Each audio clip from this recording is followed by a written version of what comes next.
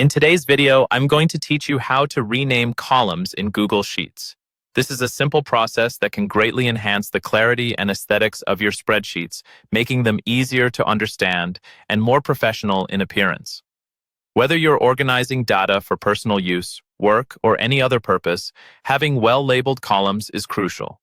First things first, you'll need to open a Google Sheet. You can do this by navigating to Google Sheets in your browser, or you can open an existing document if you have one that's ready to be modified. Once you have your sheet in view, our focus will be directed towards the topmost row, generally considered the header row. Let's start by clicking on cell A1. This is typically the top left corner of your sheet where headers are located. You'll notice it's currently labeled with a default or existing title, such as item code.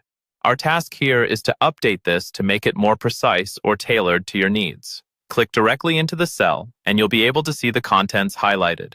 Now, let's make a change in cell A1 by simply removing the word item from item code. You can do this by backspacing to delete the text or selecting it and then typing in your new label if you want something entirely different. Remember that being descriptive yet concise is key here. After making the edit, all you need to do is hit the Enter key on your keyboard and the changes will be saved automatically. Next, move your attention to cell B1. Click on this cell just as you did with A1. The current label or header might not be what you need, so click inside and we are going to enter a new label. For this example, type directly into the cell the word name.